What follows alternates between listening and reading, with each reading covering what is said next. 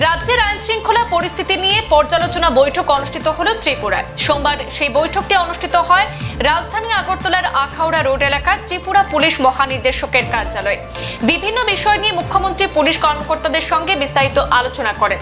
এদিনের বৈঠকে উপস্থিত ছিলেন স্বরাষ্ট্র দপ্তরের মন্ত্রী তথা মুখ্যমন্ত্রী অধ্যাপক ডক্টর মানিক সাহা, ত্রিপুরা পুলিশের মহানির্দেশক ডিজি অমিতাভ রঞ্জন, এডিজি, বিভিন্ন শাখার আইজি সহ অন্যান্য পুলিশ কর্মকর্তা এবং ত্রিপুরা স্টেট রাইফেলসের কর্মকর্তারা।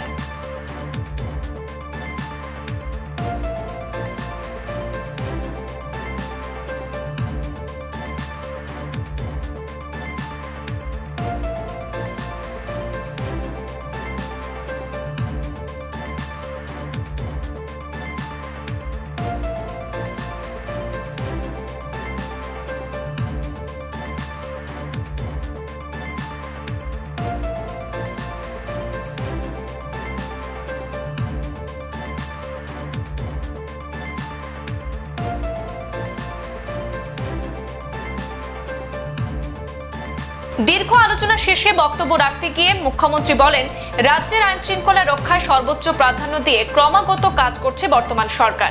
এই প্রয়াসে 10 বছর পূর্বের তুলনায় বর্তমানে অপরাধের মাত্রা কমেছে অনেকটাই। উৎসবের দিনগুলিতে সাধারণ জনগণের সুরক্ষা এবং স্বাচ্ছন্দ্য 100% সুনিশ্চিত করার লক্ষ্যে আজ ত্রিপুরা পুলিশ হেডকোয়ার্টারে রাজ্য ও জেলা স্তরে দায়িত্বপ্রাপ্ত উচ্চপদস্থ পুলিশ আধিকারিকদের উপস্থিতিতে একটি গুরুত্বপূর্ণ পর্যালোচনা বৈঠক হয়েছে। মুখ্যমন্ত্রী আরো বলেন, পুলিশের কাজ একদম সর্বনিম্ন স্তরে পালন করা হয় থানাগুলি থেকে বিভিন্ন, কিন্তু একটা সময় ছিল যখন মানুষ থানায় যেতে অনীহা প্রকাশ করতেন, কারণ তখন মানুষের মধ্যে একটা বিষয় কাজ করত, থানায় গিয়ে সঠিক বিচার পাওয়া যাবে না। এই আশঙ্কা থেকে মানুষ থানায় যেতে চাইতেন না, কিন্তু বর্তমান সরকার এবং বিশেষ করে তিনি মুখ্যমন্ত্রী হিসেবে দায়িত্ব গ্রহণ করার পর এই বিষয়ে সবচেয়ে বেশি গুরুত্ব দিয়েছেন বলে জানিয়েছেন মানিক সাহা। ফলে এখন থানার উপর মানুষের ভরসা ফিরে এসেছে, তাই রাজ্যের আইন শৃঙ্খলা পরিস্থিতি অনেকটাই ভালো হয়েছে। আইন শৃঙ্খলা পরিস্থিতিতে কি করে আরো ভালো এবং অপরাধকে শূন্যে নিয়ে আসা যায় সেই চেষ্টা করছে বলে মুখ্যমন্ত্রী জানিয়েছেন। বিষয় নিয়ে বলছেন, আমি বলছি, কিন্তু এখন আমি দেখলাম আমরা এতগুলো অ্যাকশন নিলাম, আপনারা দেখেছেন একটা ক্লাব এবং আরেকটা, তারপরেও মানে এটাকে বিরোধী পক্ষ থেকে এটার ভিতরে বেশি জোর দিচ্ছে। আমরা বারবার বলছি এটা একটা উৎসবের বিষয়, একটা সামাজিক বিষয়, আমরা কিন্তু বারবার, আমি নিজেও বলেছি, কিন্তু এটাকে এমনভাবে হাইলাইট করছে যে ত্রিপুরাতে যেন আইনের শাসন নেই এরকম একটা অবস্থা।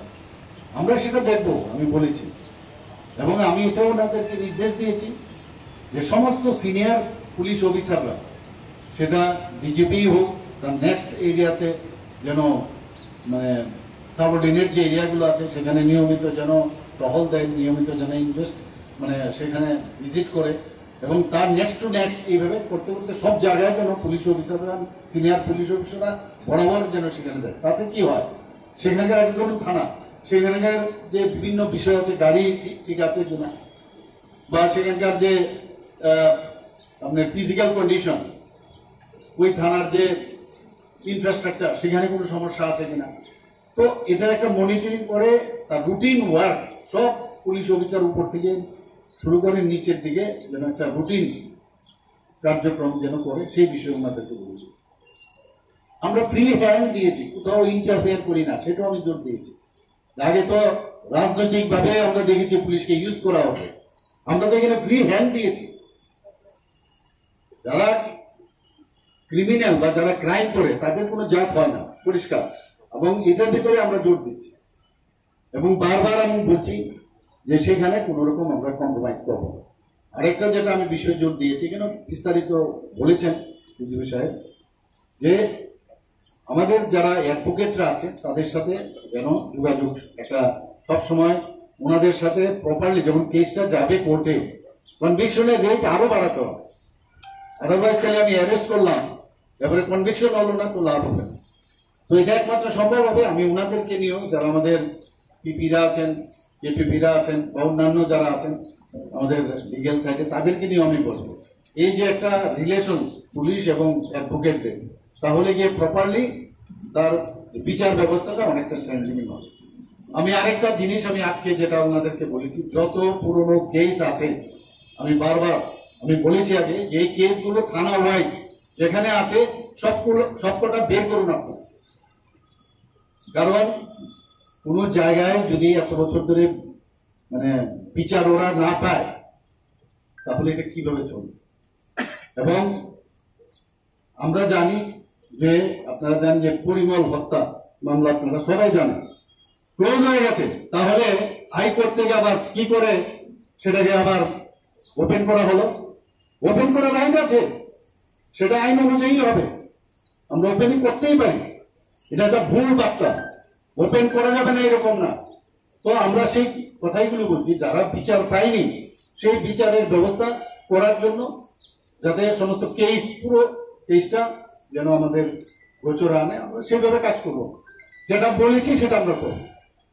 আজকে সেই বিষয়গুলো বলা হয়েছে। ট্রাফিকের বিষয়ে আজকে কথা বলেছি। ট্রাফিকের সারা ভারতবর্ষ না, শুধু পৃথিবীর বহু জায়গায় ট্রাফিকের সাংঘাতিক অবস্থা।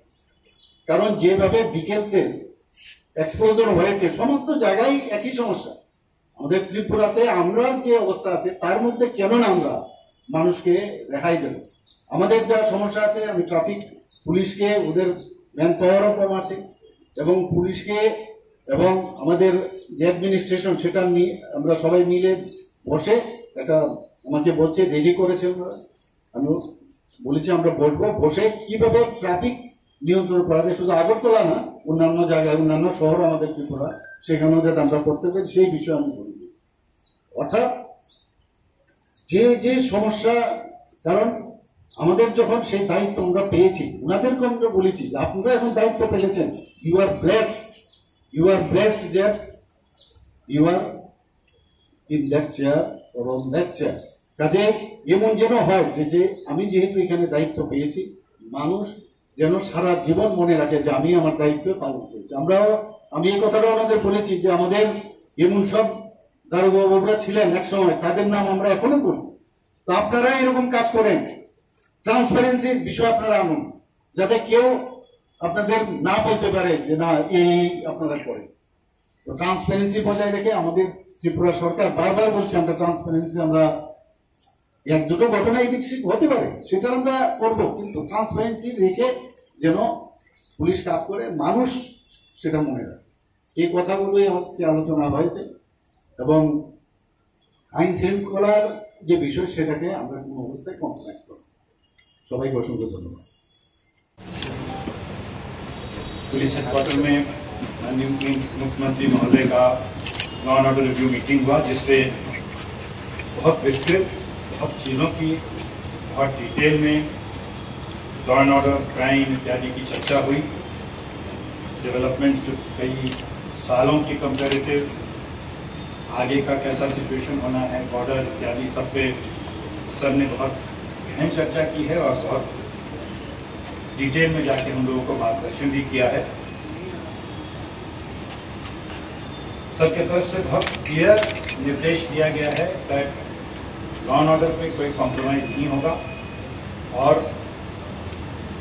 अभी से पूजा का जो भी अरेंजमेंट हो रहा है उसमें बहुत बारीकी में जाके हम लोगों को इंश्योर करना है कि लॉ एंड ऑर्डर, एक्सटॉर्शन इत्यादि इमीडिएटली कंट्रोल हो और स्ट्रॉन्ग स्ट्रिक्ट एक्शन लेना। ये निर्देश ग्राउंड पे भी दिया गया है और एक्सपेक्टेड है कि हम लोग उस पर बहुत स्ट्रॉन्ग एक्शन लेंगे। इंसिडेंट्स की बहुत क्लोज मॉनिटरिंग के बारे में सर ने हिदायत दी है एसपीज को। Visitations of police station, camps, welfare of policeman, उनकी इंफ्रास्ट्रक्चर इत्यादि सर के निर्देश पे ये शुरू हुआ है और हम इसको और बढ़ाएंगे। ड्रग्स पे माननीय मुख्यमंत्री महोदय का बहुत मेजर एम्फेसिस रहा है, उसी तरह से रोहिंग्या के ऊपर भी रहा है, और मैं इसकी फिगर्स अभी कुछ क्षणों बाद आपको दूंगा। एनुअल इंस्पेक्शंस के बारे में सर ने जोर दिया है। प्रॉपर्टी ऑफेंसेस और जो छोटी छोटी चोरियां हो रही हैं उसके ऊपर भी स्ट्रॉन्ग एक्शन लेने के लिए हम लोगों को हिदायत दी गई है, और इस पर हम लोग इमीडिएटली एक टीम बना के कार्य भी करेंगे। बॉर्डर कोऑर्डिनेशन, क्योंकि बॉर्डर थोड़ा हमारा डिस्टर्ब हो रहा है अभी बिकॉज ऑफ डेवलपमेंट्स अक्रॉस, तो उस पर ध्यान देने के लिए हम लोगों को बहुत क्लियर निर्देश है।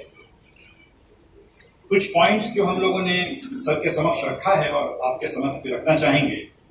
ओवरऑल क्राइम और लॉ एंड ऑर्डर 2-4 महीने की एनालिसिस एक शॉर्ट टर्म एनालिसिस होती है। हम लोग नॉर्मली इसको बहुत वाइड स्पेक्ट्रम पे देखते हैं कि क्या डेवलपमेंट हो रहा है लॉ एंड ऑर्डर और क्राइम में।